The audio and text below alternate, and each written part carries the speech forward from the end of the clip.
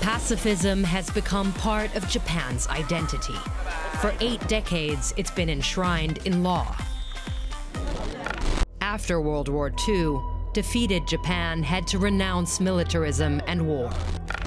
But Japan's first female prime minister is trying to transform the country. Japan is back. So why is Japan boosting its defense spending?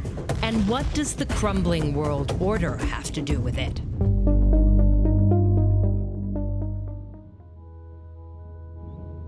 Picturesque nature and peace. That's what the Japanese island of Yonaguni is known for.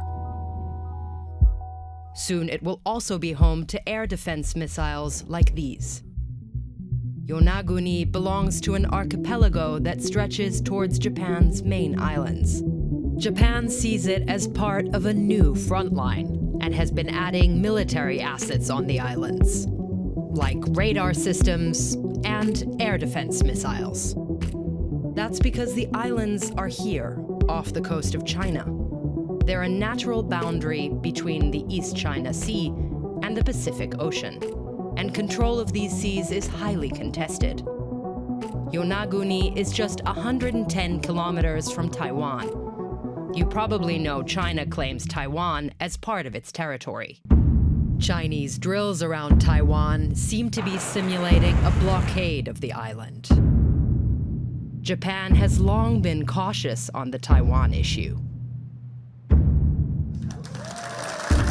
Enter Sanae Takaichi, Japan's first female prime minister. She's known for her nationalist views. She's gone viral for her accessories and her unconventional moves. Takaichi is changing things up, including on Taiwan. She said a Chinese attack on Taiwan could threaten Japan's very survival, and that could mean a Japanese military response. An unusually tough stance for Japan that helped her party win a landslide election victory. Japan is back. There is an appetite for clarity and for a firmer defense position for Japan, and that's something a decade or so ago that might have been a little bit more contested.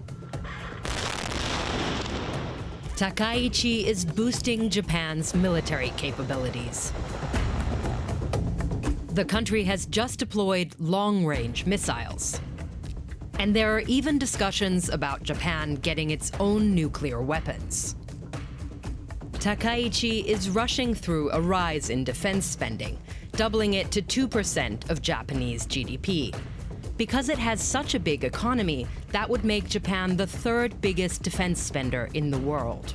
So in terms of scale, this is a significant signal that Japan is investing in that hard power area. This is Sheila Smith. She's an expert on Japanese foreign policy and the author of the book Japan Rearmed. It wants to make sure it's sending a signal to its neighbors that they should be prepared for a Japanese response if there is aggression against Japan. But for Japan in the post-war period, they have largely said, we're not going to invest in hard power, military power. The change is a big deal because of Japan's brutal past.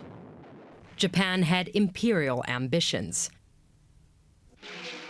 It conquered and colonized numerous territories, including in China. Then Japan joined forces with Nazi Germany in World War II. In 1941, it launched a surprise attack in the Pacific, hitting the U.S. fleet in Pearl Harbor. More than 2,000 Americans were killed, and the assault led the U.S. to enter the war. Fighting between Japan and the U.S. in Asia was bloody. Then, in 1945, hundreds of thousands of Japanese were killed after the U.S. dropped nuclear bombs on Hiroshima and Nagasaki. The first and only wartime use of nuclear weapons. Japan surrendered, and World War II was officially over. Japan's war was an atrocious war, of course, for the victims, but also from the aggressor's side, it was horrible. This is Koichi Nagano. He has written extensively about Japanese politics, history, and nationalism. So coming out of the war, people felt that, okay, we didn't gain much of anything, but and we lost a lot of things, and we certainly lost our pride and our credibility, but we are now moving ahead now as a pacifist country. After the war, the Allied powers under U.S. command demilitarized the country and wrote a pacifist clause into Japan's constitution. Article 9 renounces war, though it does allow self-defense. The Japanese have come to establish a rather strong post-war identity centered around on this idea that we are not going to be involved in a war. Having a U.S. security guarantee helped. Japan hosts more U.S. troops than any other country, like at these bases. The post-war Japanese security system has been kind of a compromise, and the tension in between a rather sweeping pacifist Article 9 on the one hand, and the rather conflicting alliance with the United States.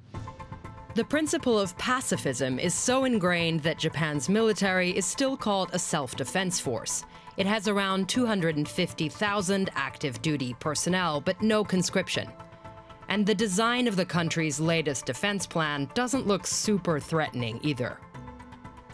Internationally, Japan has long advocated against nuclear weapons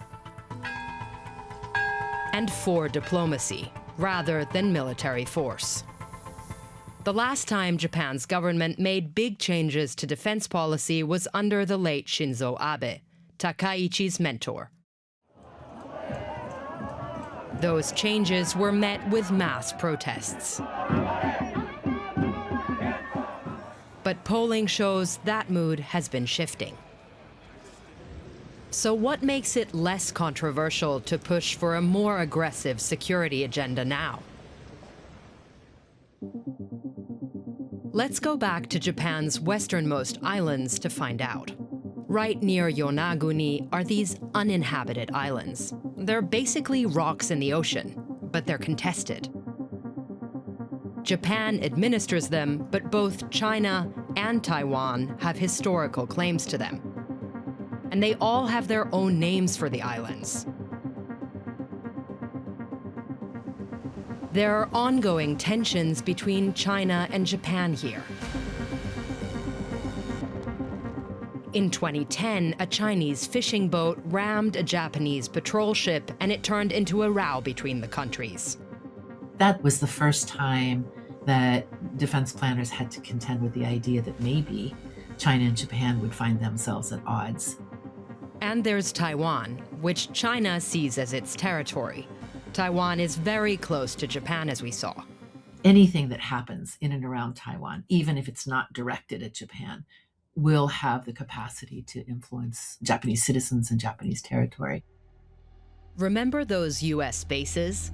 They guarantee Japanese security, but they're also part of a U.S. military strategy to contain China and potentially block its access to the Pacific Ocean.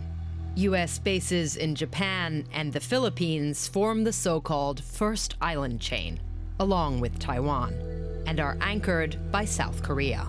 So that means this whole region is part of a growing U.S.-China rivalry. If there is a major power competition or major power crisis between Beijing and the United States over Taiwan, the United States has significant military forces located on Japanese soil. That would then put everybody who is living in and around a United States military base, those people would then be subjected to a Chinese attack. These two Chinese aircraft carriers have been conducting drills in the Pacific Ocean.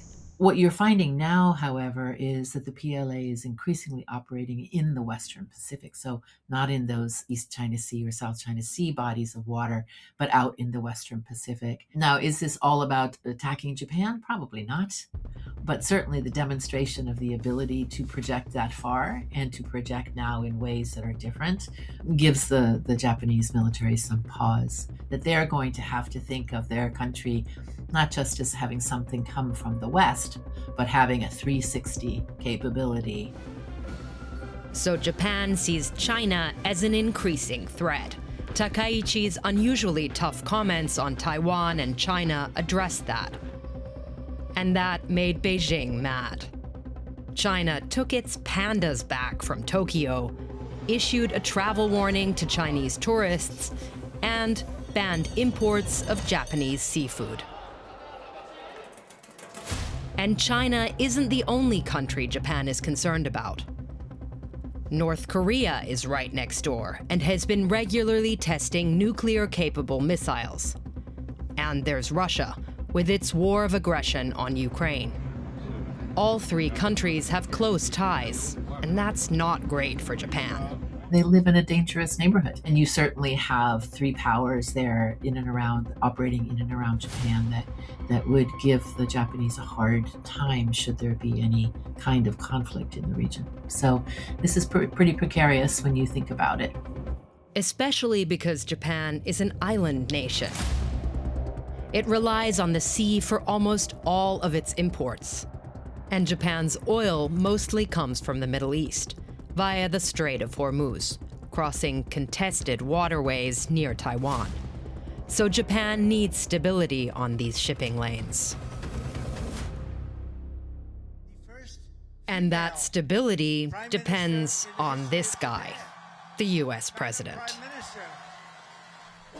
And Takaichi seems to be mostly giving Donald Trump what he wants.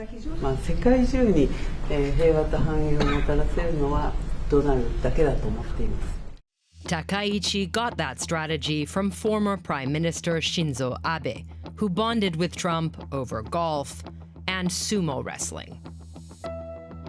Takaichi has already met with Donald Trump twice in the first months of her time in office. 強い日本、強いアメリカ、豊かな日本、豊かなアメリカ、私たちはこれらを実現するための最強のバディだと確信しています。 And she's bringing Trump deals, trade agreements worth billions of dollars. Japan has pledged to invest $550 billion in the US in return for relief from Trump's tariffs. So, yeah, it's a lot of money, but it really trying to say that we have a long-term relationship. Our economic engagement is part of our strategic engagement. I think the Japanese approach has been to make sure that there's the least amount of air between the two countries in the public statements and everything as possible. And Trump has been putting pressure on allies to up military spending. NATO is broke. Then I said, you're going to have to pay. So Takaichi's move to step up defense spending may also be to keep Trump happy. I think in the strategic sense, Japan still prefers the alliance with the United States to any other strategic cooperation. So this is a Japan that is coming to terms slowly and uncomfortably to the era of major power competition. But is the US still a reliable partner for Japan? The Trump administration says it's focused on the Western Hemisphere, like in Venezuela. The most recent US national defense strategy didn't even mention Taiwan, which we saw is a key concern for Japan. And Trump keeps threatening to undermine the post-World War II order. You cannot trust the United States. The United States today under Trump is the biggest security concern. So that's another big reason why Japan's current security setup might be less reliable now. Takaichi has set a new tone with her South Korean neighbor. It was only a few years ago that the countries got closer and expanded security cooperation. Talking to neighbors like South Korea is a big deal because of Japan's imperial history. Japan ruthlessly colonized the Korean peninsula and forced women from Korea and all over the region into sexual slavery. And it also invaded the Philippines during World War II. Now Japan has sent combat units to take part in Philippines' US military exercises. The first Japanese troops on Philippines soil since the Second World War. And Japan and South Korea have been holding regular military drills for several years now. with the US. Because the US is part of all of these exercises, it still guarantees the security of all three countries: South Korea, the Philippines, and of course, Japan. Japan is putting in itself in a very vulnerable position with only Trump to rely upon as a safety valve, which is utterly horrifying when you think about it. So Japan is upping military spending, and pacifism is not the priority anymore. But it's still Japan. It's the primary instrument of statecraft for Japan. It still remains its diplomacy and its friends. for now, Japan probably couldn't hold its own in a tense neighborhood.